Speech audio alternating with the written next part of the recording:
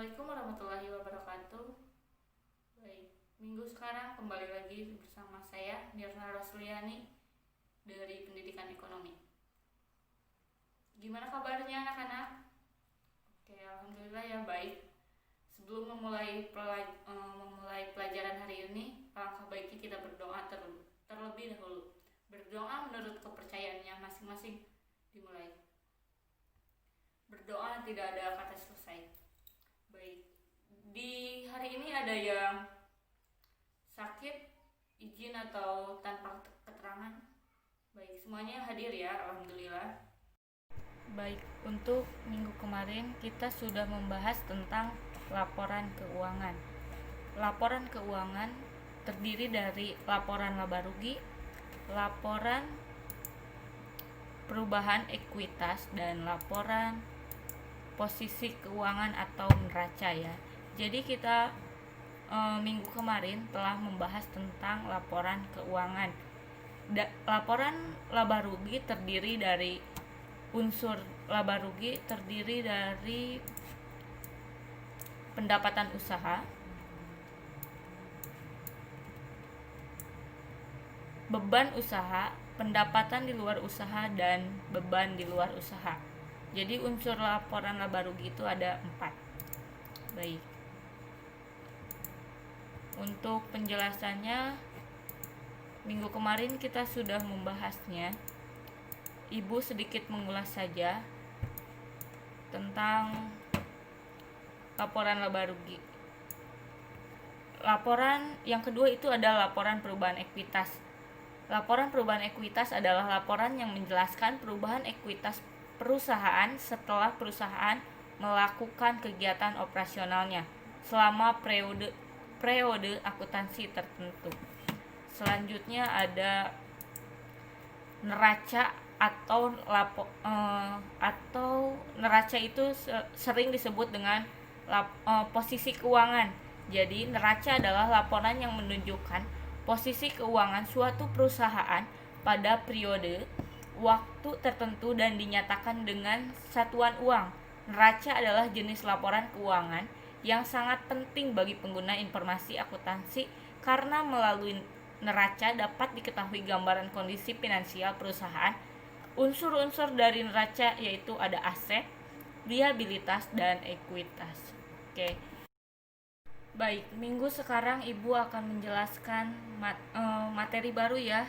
Kita akan memulai materi baru dengan materi pokoknya yaitu siklus akuntansi perusahaan jasa.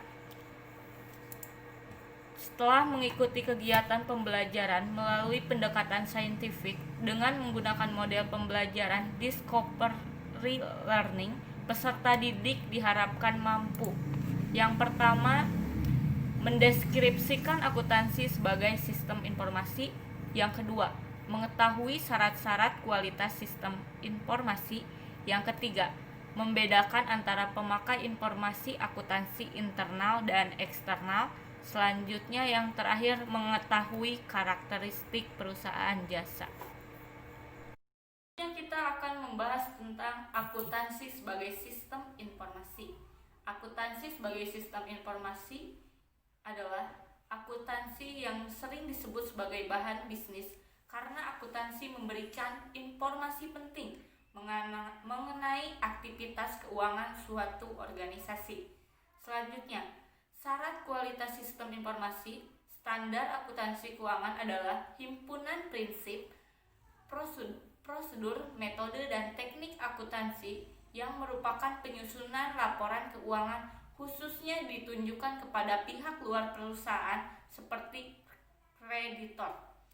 Selanjutnya, menurut SAK terdapat 4 karakteristik kualitatif sebagai syarat akuntansi laporan keuangan yang bermanfaat. Yang pertama, dapat dipahami. Dapat dipahami, kualitas penting informasi yang ditampung dalam laporan keuangan adalah kemudahannya untuk segera dapat dipahami oleh pemakai. Selanjutnya kita akan membahas yang kedua, relevan. Agar bermanfaat, informasi harus relevan untuk memenuhi kebutuhan pemateri dalam proses pengambilan keputusan. Selanjutnya keandalan. Agar bermanfaat, informasi ini harus juga andal atau reliable ya. Yang selanjutnya dapat dibandingkan. Pemakai harus dapat membandingkan laporan keuangan organisasi antar periode untuk mengidentifikasi kecenderungan, tren, posisi dari kinerja keuangan. Oke, selanjutnya kita membahas tentang laporan keuangan yang baik adalah laporan yang memiliki suatu kualitas. Adapun kualitas yang baik sebagai berikut. Di antaranya ketelitian, yang kedua bentuk, yang ketiga tempat, yang keempat ketepatan waktu, yang kelima relevansi, yang selanjutnya adalah reliabilitas. Menurut Suardojono 1986. Jadi penjelasan yang di atas laporan keuangannya itu menurut Suardojono ya. Selanjutnya yang pemakai informasi akuntansi internet dan internal dan eksternal. Akuntansi merupakan kegiatan mencatat, mengidentifikasi, meringkas, menganalisis, mengolah dan menyajikan informasi keuangan pada periode tertentu. Pemakai informasi akuntansi terdiri dari pemakai internal dan pemakai eksternal. Kita bahas yang penggunaan internal terlebih dahulu ya. Penggunaan internal menggunakan campuran informasi manajemen dan akuntansi keuangan. Beberapa pengguna internal informasi akuntansi yang dibutuhkan yaitu manajemen dan pemilik. Manajemen adalah salah satu pemakai informasi akuntansi adalah disebut manajemen. Yang kedua pemilik ya. Pemilik atau owner juga sebagai salah satu pemakai informasi akuntansi. Baik, selanjutnya penggunaan eksternal. Penggunaan eksternal tidak membuat keputusan untuk bisnis, namun mereka tertarik pada informasi keuangan perusahaan untuk beberapa tujuan lain.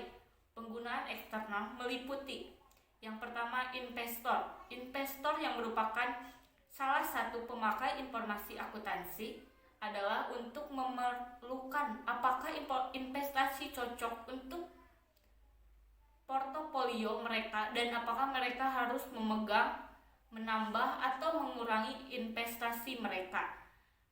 Yang selanjutnya kreditor. Kreditor atau disebut sebagai pemberi pinjaman adalah pihak-pihak yang menyediakan sumber modal alternatif bagi organisasi. Selanjutnya pemasok. Pemasok memerlukan informasi akuntansi pelanggan kunci untuk memulai apakah bisnis mereka dalam keadaan sehat yang diperlukan untuk pertumbuhan bisnis yang berkelanjutan.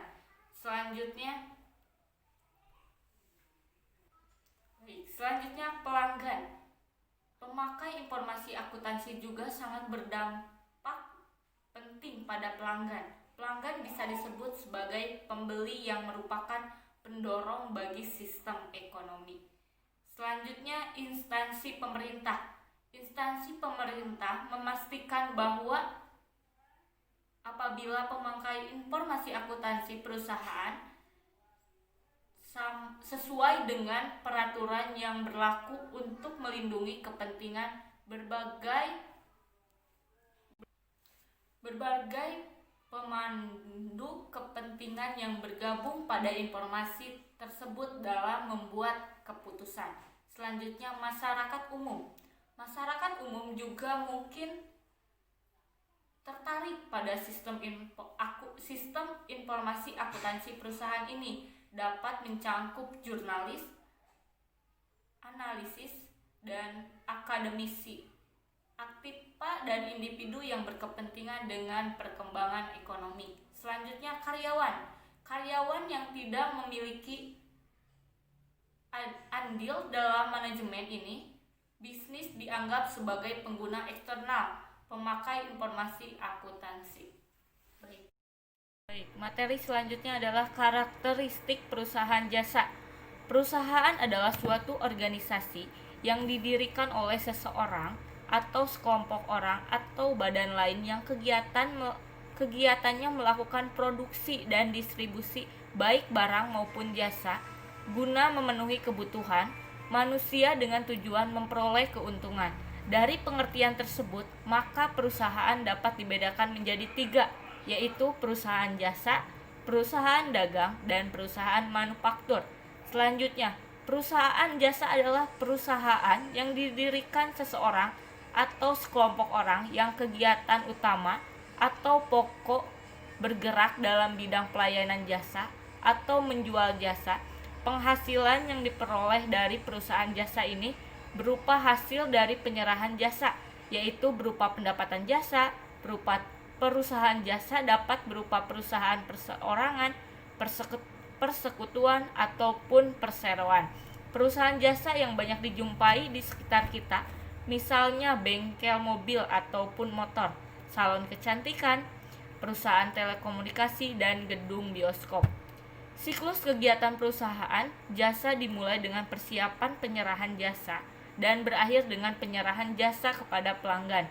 Dalam perusahaan jasa tidak ada arus masuk dan keluar barang kepada pelanggan. Yang ada hanya pemakai barang untuk membantu pelayanan kepada pelanggan.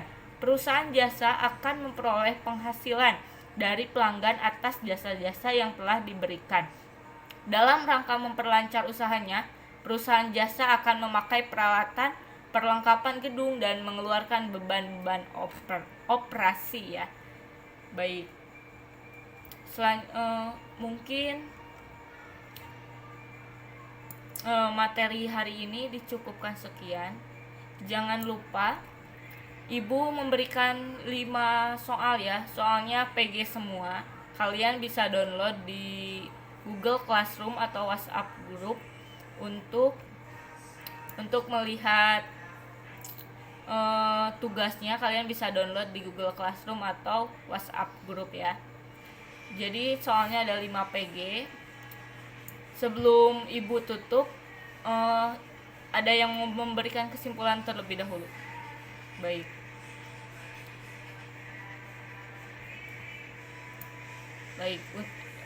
Ibu simpulkan terlebih dahulu ya. Materi hari ini kita membahas tentang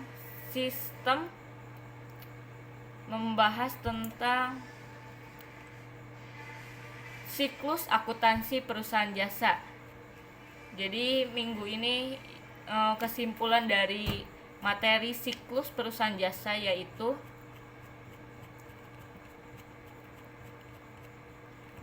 akuntansi sebagai sistem informasi. Ibu tadi sudah menjelaskan tentang akuntansi sebagai sistem informasi. Sedikit mengulas, kesimpulannya adalah akuntansi sebagai sistem informasi. Akuntansi sering disebut sebagai bahasa bisnis karena akuntansi dapat memberikan informasi penting mengenai aktivitas keuangan dalam suatu organisasi. Selanjutnya, syarat kualitas sistem informasi.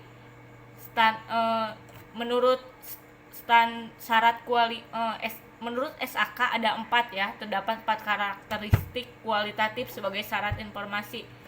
Yang pertama ada laporan keuangan yang bermanfaat itu dapat dipahami, relevan, keandalan, dan dapat dibandingkan.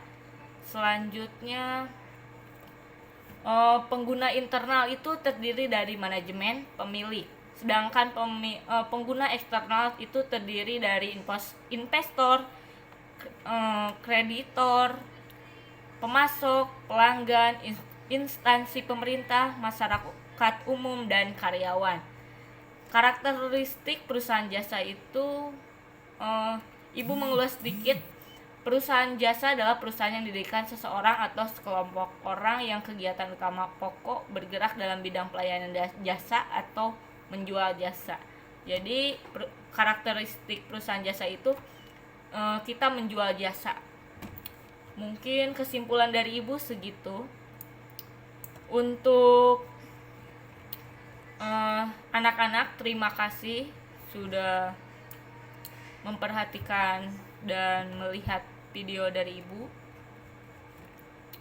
Tetap semangat dalam pandemi COVID-19 ini. Semoga kalian semangat dalam belajar, tidak patah semangat untuk mencari ilmu ya.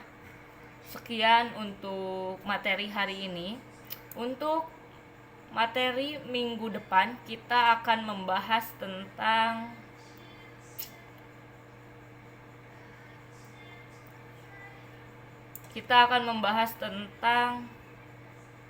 tahap pencatatan akuntansi pada perusahaan jasa. Jadi minggu depan kembali lagi bersama Ibu dengan materi baru, yaitu tahap pencatatan akuntansi pada perusahaan jasa. Terima kasih. Wassalamualaikum warahmatullahi wabarakatuh.